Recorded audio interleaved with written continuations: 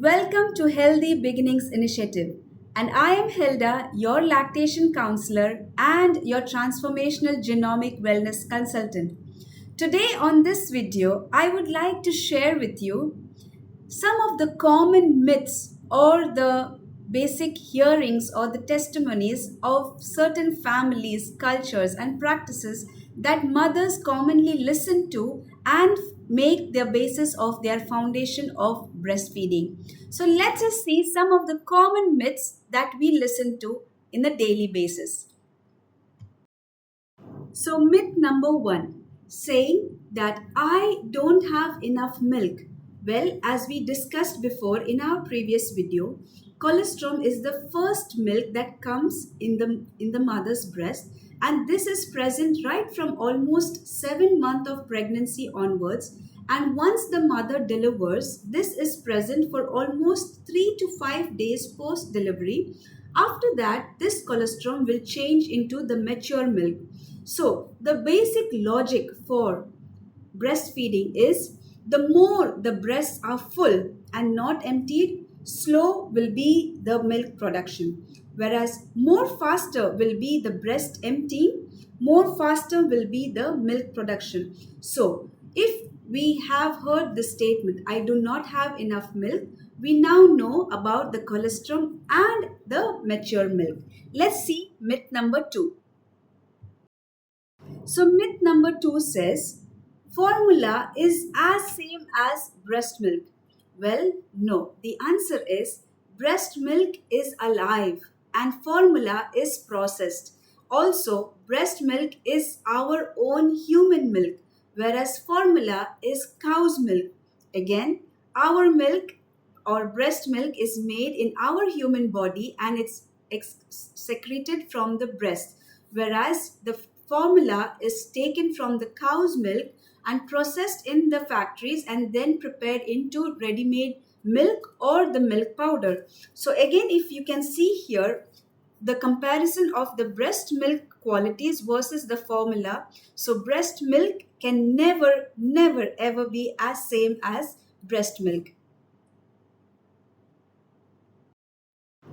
Let's see myth number three, saying that babies, when they cry, it means they are hungry. Well, the truth is, babies could be crying for different reasons. One of the reasons, yes, they could be hungry. Number two, they could be having a distension or a gastric irritation or upset in the stomach. That's why they could be irritated and they could be crying.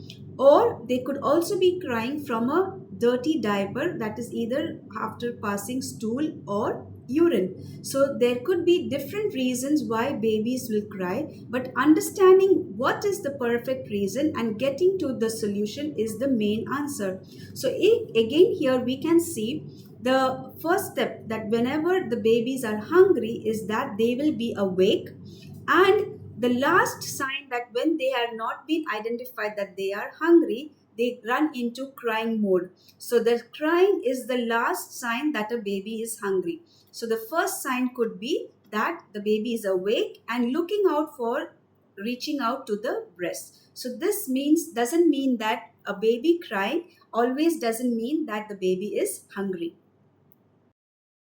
Another myth says small breast makes less milk while bigger breasts make more milk. There is no concept of this because the truth is only the storage capacity differs, but otherwise the supply is always according to the demand and supply of the baby. So as we have noticed, or we can see here, the anatomy of the breast, our breast tissue contains the alveoli or the ducts which make the milk. This in turn will push the milk towards the tubules, which then collect the milk in the areola or the darkened area. And from here, when the baby squeezes on the areola, the milk will get into the baby's mouth. So, bigger the breast or smaller the breast, the size doesn't matter. It's only about the collection, or it's not about the milk production capacity but only about the storage capacity. So it doesn't mean that small breasts make less amount of milk or bigger breasts make larger amount of milk. It's only about the more often the baby will attach to the breast and suckle on the breast, the more the milk will be produced. Once again, another myth says that babies need more water during summer season. The truth is, the breast milk itself is 88% of water, and so the baby does not need any extra supplement of water. The breast milk has it all. So, these are some of the very common myths that the mom always experiences or listens to from her friends, family, or her colleagues, and this can make the mothers mindset depressed or to follow wrong mindset. So don't let any kind of statement steal your confidence about your body's capacity to feed your baby, because our body is designed amazingly by our creator for this purpose. If you found this video powerful and educative, do share with your friends, especially your friends who are planning to conceive or are in their pregnancy stage or going to deliver, which will benefit them a lot. And do share the word like, hit the subscribe button, and we are here to bring you more such powerful videos. We will meet in the next video.